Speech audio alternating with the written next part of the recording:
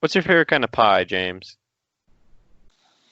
I don't know. I'm a fan of apple pie. It's always a good classic. It's a good pie. What about you? Key lime. Key lime. Those key lime boys. Key Did you lime know pie. Baker Square in Apple Valley is closing? No. Yeah, or like closed already. Yeah. No. Yeah. It's very sad. I'm not surprised though, because last time I went there, I had to wait forever to get a table. It was just terrible service. So I'm kind of glad they're closing actually. Well, I have to share my experience at Baker Square. In fourth or fifth grade, don't remember which, everyone had to watch the Just Around the Corner videos, Naturally. but for whatever reason, I wasn't able to attend. So I had to go to a makeup session at someplace in Apple Valley with my dad to watch it. What? And afterwards, he took me to Baker Square and we ate a piece of pie. And he asked me if I had any questions, and I said no. What kind of pie was it? I don't recall. Was it key lime? I don't. Did you build a Unfortunately, strong memory with that flavor? maybe that's where it all began. Oh no. So you must be happy they're closing too. I think so, yeah. But my memory of that evening will forever be held with Baker Square. Oh dear. Well, let's jump into league news. All right, let's do it.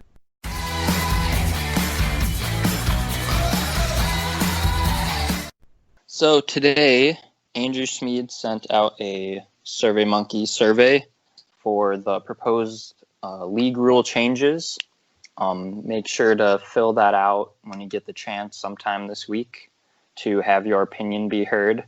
Remember, it is your league member duty to vote. It's a very, very important duty.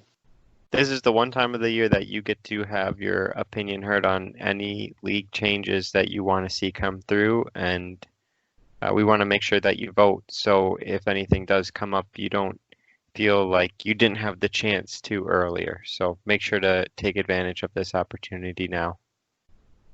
Now, Andrew, if I am like ambivalent or am not sure about an answer or don't care, can I just leave it blank and submit it that way? Yeah, I would say that's fair. You don't have to have a strong opinion. If you're fine either way, then you can leave a question blank. But we are going to go with majority rules on each of these selections. Cool. Well, we are now 7 weeks away from draft weekend. Got to start thinking ahead a little bit. So I put together just a rough list of some possible activities that we will do. We want to get some sort of structure in place for the weekend, but we don't want to make it where we're held to these things if the weather's bad or something else we want to do in place of one of the planned activities. We're definitely open to that, but just want to get some sort of loose structure in place. So I'm going to go through and just quickly list off Speaking of loose structure, pillow fort, definitely. Pillow fort definitely on the list. Thank you, Jay. Loose structure, depending on your architecture style when building the fort. All right, there's one. Pillow fort. There's one. Poker night. That seems like a go-to. Usually we do that the first night when everybody's kind of showing up and getting there. So we'll try for poker night. We did golf last year. That seemed to go really well. So I think we're going to do that. There's a couple of courses around there. Tentatively looked into prices, and it would be $34 per person walking 9 holes, or $43 with a cart. Depends on if they allow carts with the pandemic going on. I know some places don't. So a couple of options there, either $34 or $43. Those must be nice courses. Yeah, they were. the ones that I saw were kind of matched with a resort and spa.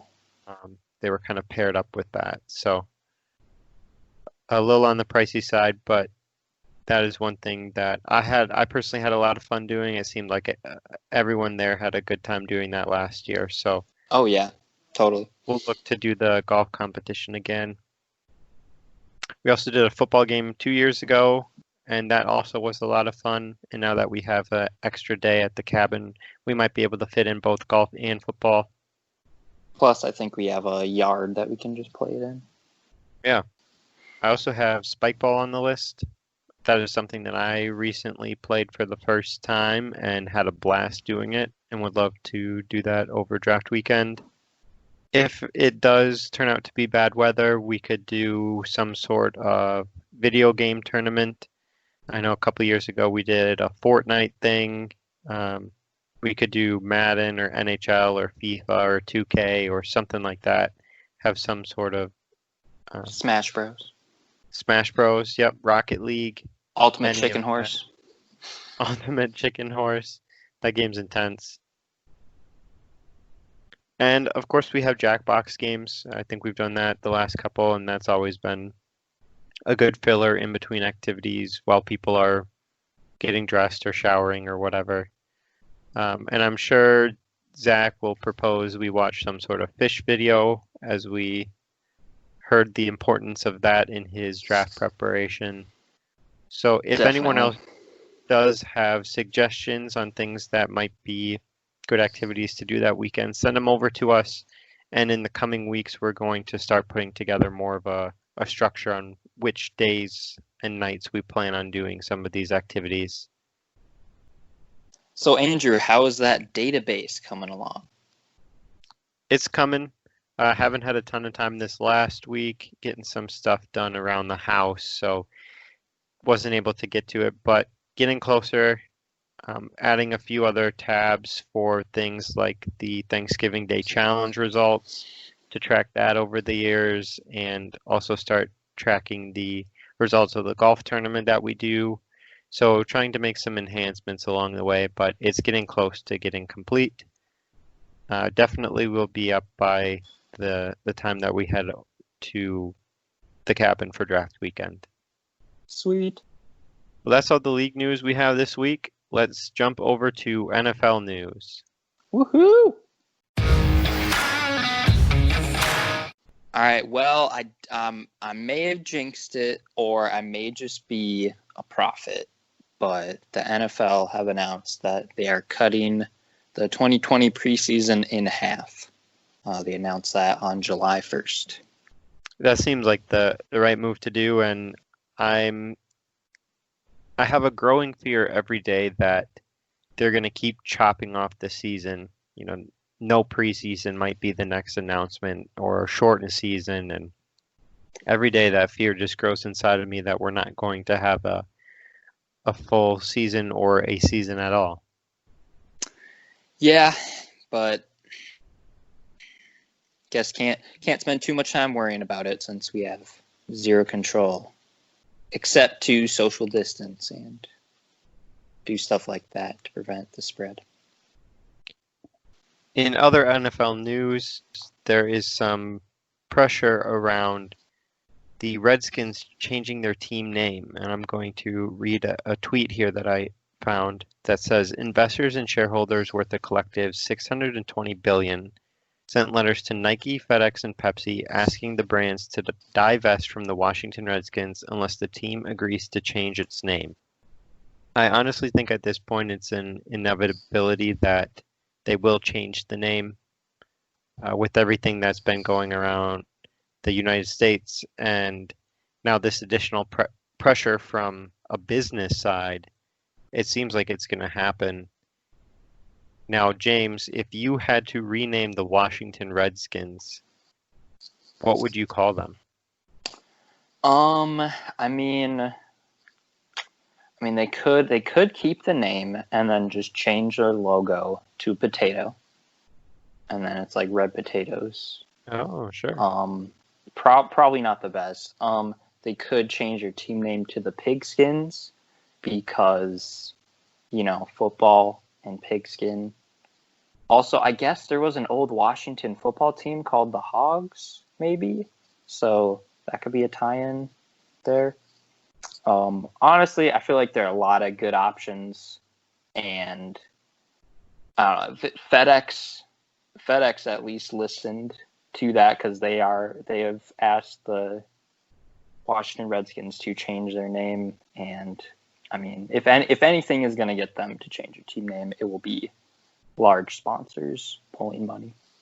So we'll have to see where that goes, but that could be kind of fun to have a new team name out there. Something definitely less racist. Yeah, I mean, you hope they make one that's less racist. Let's head on over to the crazy stat of the week now. All right, let's go.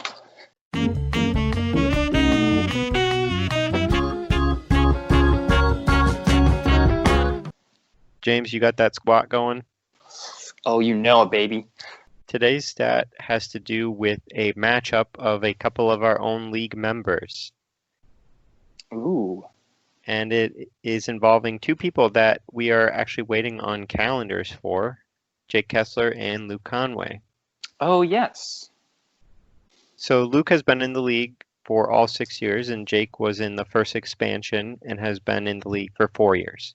So together they've had an overlap of 4 years of worth of matchups where they've played each other 7 times.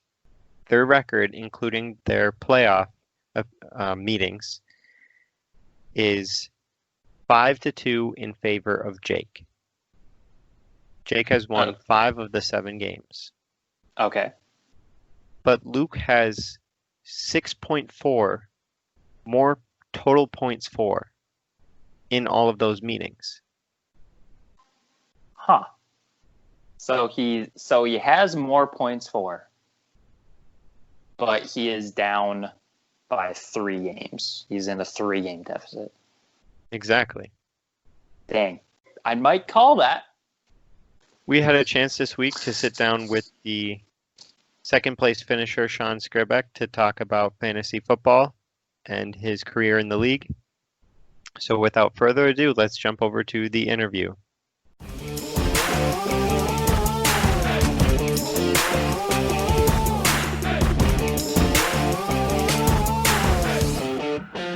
We are joined today by none other than Sean Skrbec, the 2019 second place finisher. Sean, how are you doing today? I am doing great. Thanks for having me, guys. Well, it's a pleasure to have you on the show. Before we get into the fantasy football news and highlights of your fantasy football career in the league, do you want to just give us a quick update on what's going on in your life? Sure. Well, I am currently living at home with my family in Rosemont still. I would have been looking for a place, but a certain pandemic hit, and it's kind of put a damper on things, but can't complain. Living at home is not too bad. As for work and all, I am at Prime Therapeutics over in Eagan, next to the Vikings training facility. I've been working there since last June. I got hired on full time earlier in March.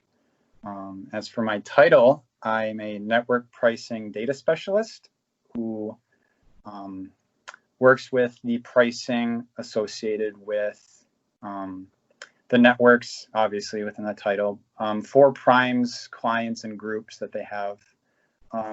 If any of you don't really know what Prime does, they are PBM, which is a pharmacy benefit manager, and they have contracts with groups and clients around the United States. And what they do is try to reduce the cost of people's prescriptions when they go to pharmacies to try and help them live better and get better prices and whatnot.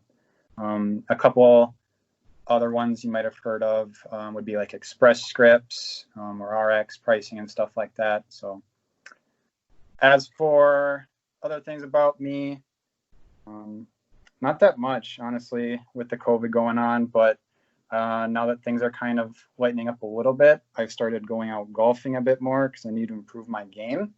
I definitely underperformed last year and let my partner down, and I do not want to that again for next year. So get a lot of practice in. Very nice. Well, yeah, sounds like you're doing, pretty well with, given the circumstances of everything. So definitely glad to hear that, and glad to hear about the golf practice as well. I've been doing the same, so hopefully we can get some retribution. For sure. All right. So now let us talk about your 2019 fantasy football season. You finally did it, Sean. You broke the barrier and had your first playoff appearance, Oh, but you didn't just make the playoffs. You got second overall. it feels That was good. Feels good. quite impressive. You finished the regular season with 8 wins in third place. You took me down very easily in the first round. Just beat out Jake in the second round and got a taste of that championship game. So, what do you think was different this year that helped you get that first playoff appearance and make a solid run? Not gonna lie to you. Definitely looking back at previous years, I don't know what I was doing. I don't consider it intentionally trying to lose, but it definitely there were some questionable things looking back at it. So maybe, it just took a couple of years to get into like the swing of things, start seeing how the rest of you play the league and try to pick up some things from other guys and whatnot. But no, overall, I think big success this year might have been just going into the draft, going for just solid picks overall, just best value from what I could see when drafting. And then like looking back at the roster, I think it definitely helped that both Ingram and Jones ended up in like the top 10 of the running backs, and I got them both in the third and fourth round, since I took Kelsey and Hopkins in the first 1 and 2, I believe. So I think that definitely was a big key in my success this previous year. Yeah, you mentioned the draft and, having some players that really hit. And that's really true. Looking back at your first 6 rounds, even, you didn't have any busts whatsoever. They were all solid players. You were right. You had Hopkins in the first round, and he finished at wide receiver 5. You got Kelsey in the second, who was tight end 1. Aaron Jones in the third with his 50 million touchdowns this year, finished as running back 2. Good value. You had Robert Woods, who finished wide receiver 17. Still a solid pick, especially for the fourth round. And as you mentioned, Mark Ingram in the fifth really kind of made that running back position of yours solid all throughout the season. He finished running back 8. And then Russell Wilson was your quarterback, drafted in round 9, who finished quarterback 3 on the season. So did anything in your draft strategy really change? I know you mentioned that, it kind of took time to just figure out how, some of us play, but did anything specifically in your draft strategy change this last year? Looking at it now, I think, and looking back at previous years, I think this is the first time I've ever done the draft strategy of taking one of the tight ends in the first few rounds. Obviously, with where I was in the draft, I think I had the opportunity to go for it, and I decided, why not? It's not terrible of a strategy if it can pay off and whatnot.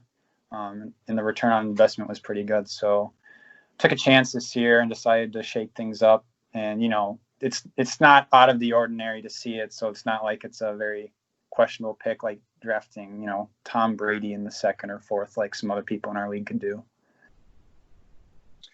So I'd like to congratulate you, Sean, on being the only other person who has beaten Andrew in the postseason. It's very impressive. Were you nervous going into that matchup in week 1 of the playoffs against him? I'm not going to lie to you. I definitely did not feel that nervous, and it's not a hit against Andrew. I just felt that looking at how I played the regular season and looking at my roster, I felt this team would take nothing but making it to the championship. Was close in the next round against Jake, but a first round exit was not going to be allowed by this team, and they made sure to get the job done. I love the confidence. So it seems looking at your past drafts, you seem to have a knack for identifying the top tier QBs. 4 out of the 6 years, you have drafted a QB that ended up in the top three. How do you do this? What do you look for in a QB when you're drafting one? Well, I don't know the exact stats on when my average QB drafts are. I think looking back at it, 2014, I had Russell Wilson in the 9th. For 2015, I had Cam Newton 11th. 2016, it looks like Big Ben in the 6th. But so I think I'm one of the people in this league that likes taking a QB early, and I find nothing wrong with it. It's just that when I do, it's kind of like a safety pick, right? Like looking back at last year's, you could have taken Josh Allen from the Bills, and he was a pretty solid QB, and you could have gotten him in the late 12, 13, 14, or later rounds, and he could have done just as well. But I think for me, solidifying a top QB does really well for a team overall. Yeah, that's a really good point. That it's a position that you have to play every week, and you only have one person that you can play in that position. So having someone that you can rely on week in and week out to really lock down that position for you can move your focus to those decisions at the running back or wide receiver position where they might be needing more attention. Exactly. Easier to set it and forget it with those QBs. Yep. So you left your mark in 2019, other than your second place finish, by setting the record for the highest score in a single game, which was in week 5 versus Cy, where you scored 188.7 points.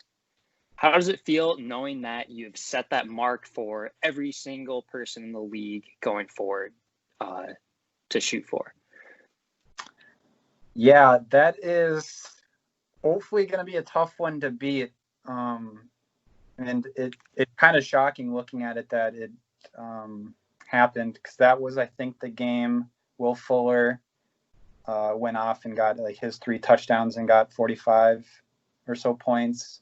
And then Aaron Jones got 45 because he also got so many touchdowns. So it seems like it could be like a 1 in like a million chance for that game to happen, but I'm glad it did, because not only does it guarantee me a victory over Cy, which is a great enough feeling alone, setting the record for the most points for a single game, definitely something nice to have, and it's always fun seeing if it'll get beat or not. Yeah, you had it exactly. Aaron Jones had 45.7 points in that game, and Will Fuller topped that with 46.7. Russell helped out with just shy of 30 points. Hopkins and Ingram got about 12 each. And yeah, you set that bar, and it came in a week when Cy put up 152 points too, which I bet makes that victory even more sweet. Yeah, it's definitely a lot sweeter for me, but gotta be pretty sour for Cy. Taking a page out of Zach's book, because he's the one who loses with always the second most points, I feel like. Now, you also have the record for the lowest points in one game. Do you have similar feelings about setting the bar for people going forward? Not gonna lie, I do not recall that. I try to keep it out of my memory. It's definitely nothing pleasant. Understandable. But I mean, those happen. Sometimes you just get duds from all your starters, or you choose like a bad, matchup decision. You place someone over another one. I don't remember the score of the game, so like if it could have been like a win if I made a few switches, then it's like kind of burns. But if like I would have capped out at 70 or 60 points and still would have lost, it's just one of those weeks where you say, all right, whatever, it's nothing. Doesn't help that I set a record, but it is what it is sometimes. Yeah, lose by 10 or lose by 50, still a loss. Yep. Andrew, do you have that stat up for what that lowest points ever scored was? I just pulled it up actually. So you scored 37.1 points in 2017, and it was against Jackson, who put up 88.6. So a 51.5 margin of victory there. That's rough. Which one of those records do you think will get broken first? Ooh, that is actually tough. I pulled up the record tab on the database, and it looks like I actually barely beat David's of 186 with the 188. So that one seems definitely possible now that I'm looking at it. Obviously, a few of the other lower ones are a bit off, but I actually think that the highest is most likely to get broken before the lowest. I think if anyone scores lower than 37, I'd be quite shocked. You'd have to be trying to lose. Or your Psy. Or yeah, you could also be Psy. That is true. Going to take a quick break from the interview to talk about this week's sponsor, the Nickelodeon Kids' Choice Awards.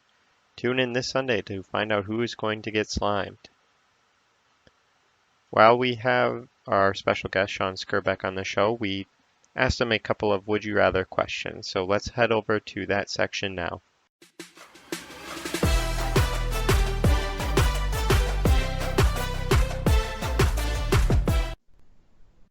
Would you rather just have, the normal fab system, or this isn't even a would you rather. Strike that. Sean, if you could spend all of your fab money, all $100, and you could steal any player from any team at any point during the season, but you have to spend $100 as a fab to do it, would you choose to do that? That is a tough scenario, because I think I would put myself with a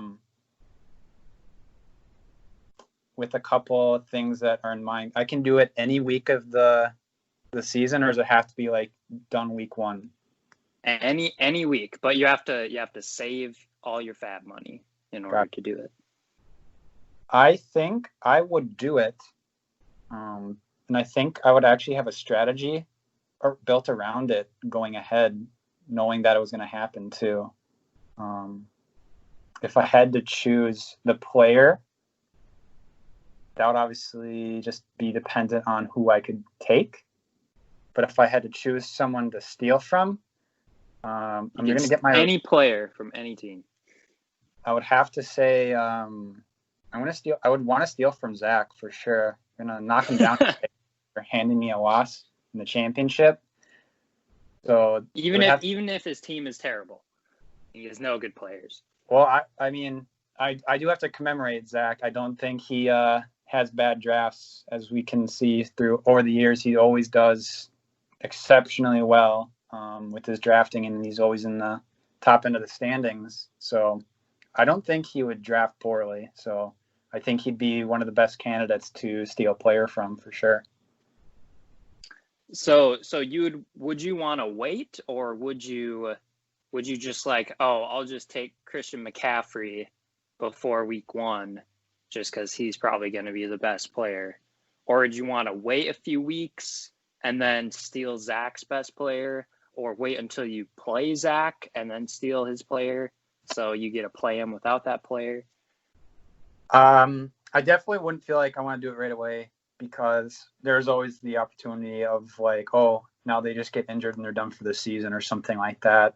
So I think waiting it out, seeing who, the most like valuable player on the roster could be. Like if he ends up, taking like Christian McCaffrey or something like that, and he ends up being RB1 and is averaging 20 points a game in the first 3 games, I'm going to take that if I can get the opportunity. So I think waiting it out gives you an idea of the best player out there available who can improve your roster.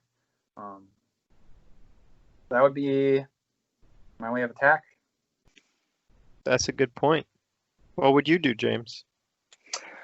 I think I agree with Sean in that I wouldn't do it before the season. I'd wait maybe a few weeks just to see where the lay of the land is. But I think I would go fairly early because I'd want to get that player right away. And I think I would steal it just because even with 0 fab, you're not going to get anyone good if there's anyone good. But you can spend all your fab to get the best player. So I think that'd be worth it. I find that interesting you say that, James, because I'm looking at the database, and if this is correct, you have 252 acquisitions. So you seem to love just grabbing everything off the free agency that you can. So I find it surprising you just take your one and done for the year. Yeah, I mean, I'm a big fan of trying to pick up, any diamonds in the rough and hoping they turn into anything. This last year, that did not help. Didn't really pick up any gems. Maybe partly because there are 2 expansion teams, so there's slim pickings. But I'm just like, if someone dropped Christian McCaffrey last year, like just randomly, and he was available on the waiver wire, I mean, what amount of fab would be too much to pick him up? Mm-hmm, mm-hmm. Like 60, 80, I think, yeah. So one last question for Sean, and Andrew can answer too. If you could duplicate one person on the Vikings, like clone them, who would it be? And obviously they would play on the Vikings, can't trade them, and also they would have the same contract. I am going to have to say Adam Thielen, because I think he is an exceptional wide receiver, and that would only strengthen our wide receiver core going into the year. So I think he could be our best option. We got a solid running back with Dalvin Cook now. We got Kirk, who's a good QB. Hopefully he can improve in the coming year. And I think, other positions, it's our defense is really solid. So I don't really see the necessity to duplicate some of them. And then the offensive line, it could always be an improvement. But I think with just like the threat of a really strong wide receive core, with Kirk at QB and Dalvin at running back, our offense would be just monstrous. It's a good answer. Smeed? I'm still kind of deciding because my first thought was also Adam Thielen. I think he's just a very talented player, fun player to watch. He's got amazing hands. Nothing really falls out of his hands. So that would be really nice. But the more I thought about it, I'm kind of leaning towards Daniil Hunter. I think having someone on the opposite end that could just rush that quarterback and get tons of sacks every game, that would be really fun to watch. Yeah, when I was coming up with this question and trying to think about how I would answer, I'm pretty sure I went to Adam Thielen first just because you can, more wide receivers is always good. And I thought, well, wait, who's the most impactful player? Like maybe Anthony Harris or Harrison Smith, but well, wait, we already have 2 really good safeties. Like maybe another cornerback, but we don't really have a really good like star cornerback to duplicate. And I thought, okay, like Daniil Hunter is probably the biggest impact player that would. I mean, having 2 Daniil Hunters rushing on both sides of the line, like good luck stopping that. That's going to conclude this week's session of Would You Rather with our special guest, Sean Skrbec. Let's head on back over to the interview. Well, Sean, you did something else this last year that I got to be honest really surprised me. We've seen that rebranding your team name can really make a difference. Small back lady, team double plus on good. Both of these changes of team names really turned the season around and just showed how much something that might be meaningless actually could play a factor.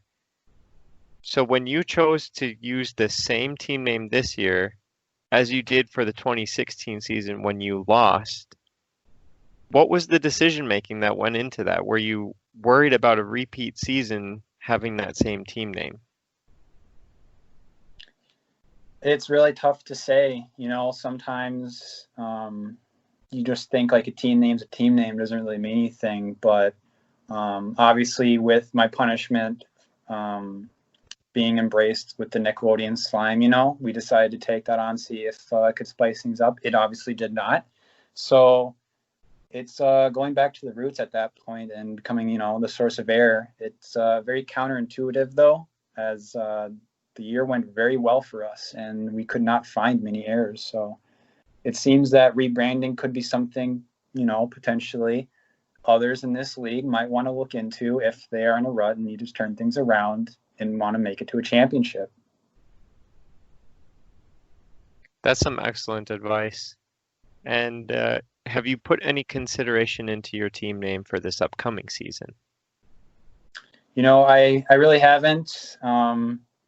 Depending on how this upcoming season ends up going, whether we do a simulation or it is the real, maybe I'll start thinking about some team names for simulations. Otherwise, I think if we just do a regular season, might just stick with the source of air and see how it goes for the start of the year at least. Now, Sean, a lot of people are asking this, and we have to ask it of you. I know you may not want to answer it, but people want to know, what is your favorite draft day snack? Favorite draft day snack? I could really just down a bag of Gardettos. They're probably my favorite snack for sure. And special order? Just the... No, I think just original. Just original. Oh, just original. But I won't let anyone tell me otherwise. The rye chips are the best part of them. Everything else doesn't matter. Rye chip all the way. But you wouldn't want to get the special order just rye chips bag. No. You gotta mix them up still. You gotta have some. Okay. But the rye chips, they just make it the best. Jumping back to a question more fantasy football related. 6 years in the league, do you have a favorite fantasy football moment or draft day memory? Oh, that is tough. With being in the league so long, unless something like really stands out, it all kind of goes as expected the same way. It's definitely funny seeing Cy draft 3 kickers one year. That's probably up there. Last year we got the surprise of Andrew Luck retiring mid-draft, so there's a couple of them that'll stand out there. But I think I remember Sean saying "Oh my God" out loud, and then half of the people shushing him. Well, because some people, I'm not going to name any names here, but we're just texting each other, colluding with each other. But know that Andrew Luck has already retired, so you shouldn't be drafting him or anything like that. And I was not a part of that group, so when I found out, I was a bit shocked that others were colluding with each other, making sure they were keeping each other safe and just waiting to see who was helpless enough to draft Andrew Luck. Hate to see it. You'd really do. Just terrible. Oh, I guess I didn't really answer the question entirely, but I'm going to actually go with Cy drafting 3 kickers. That was pretty good. Everyone was just loving that moment. It's a classic Cy move as well. So, Sean, you have consistently been at the top of the league for average points against. Just going through the list, you were second out of 8, first out of 10, fifth, fourth, and in this most recent year, you were second in average points against. knowing this, how do you work through the frustration of consistently getting hit with unluckiness that comes with fantasy football and continue playing? It really is tough. With especially this last year being my first year to make playoffs, and it was a very successful run. I'm really glad. It's definitely on the bright side of things, but yeah, it's not something fun when you're putting up 120 points and someone just beats you by like 5 or so, and that it happens week after week. And not only do you just stack up losses, but that points against keeps getting higher and higher, and it just shows that everyone shows up just to beat the crap out of Sean. He's the target. Everyone's scared of him. Can't let him win. Well, I think if this last year is any indication, just persevering through that difficulty and getting hit with those tough losses, in the end does become worth it when you just continue to persevere, fight through that adversity, and get to the championship game and get that close to the victory. So I commend you for battling through that, because that would have to be extremely frustrating. It is. And I think, going into the year, I set the goal of making playoffs. I felt this year was going to be a really good year, and we did just that. We set, I think, not only my highest end of season standings, as well as far as I can get in the playoff to the championship. It definitely looks like a turnaround, and it could mean good things for the coming years, and we hope to continue that success.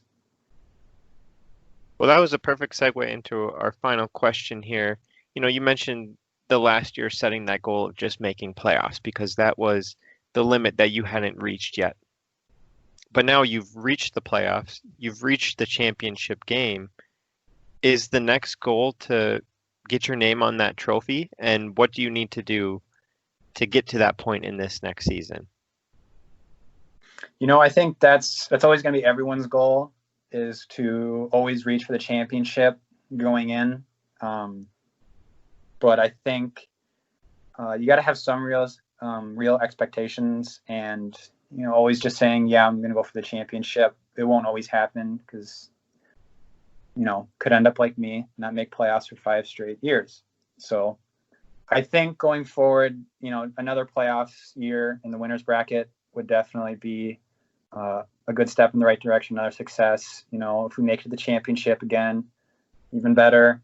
And if we win, that's always the end goal. But sometimes you just got to take small victories and start. I think for me, I got to take those small victories and start turning around, like, the notion that I'm never going to make playoffs, I'll always be one of the bottom teams, into someone who's now on the opposite end. I'll always be making playoffs, and I'll be shooting for that championship every year. I think that's going to be the future of the Source of Errors.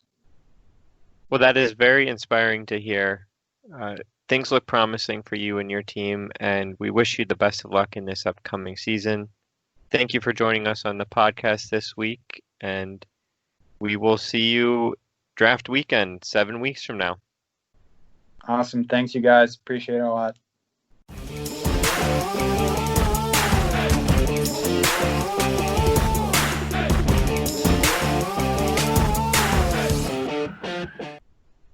Thank you very much, Sean, for that wonderful interview. That is going to do it for us this week. Be sure to tune in next week when we will be interviewing. It's a secret. You'll have to wait and see. It's no one knows. It's a secret. Shh. I'm at the edge of my seat. Oh, you shouldn't sit like that. It's bad for your back. Oh, thank you. I'll scoot back. Yep, there you go. Yeah. I think that'll about do it for us. All right. Well, thanks for tuning in, and we'll catch you next week. Signature sign off. Wink.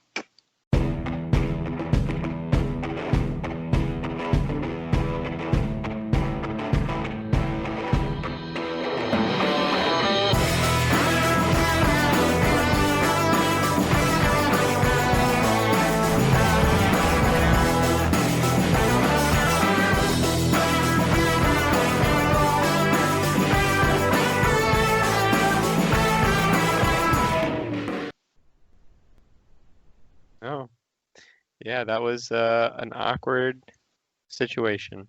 Yeah, man. Why didn't you see it in the elementary school?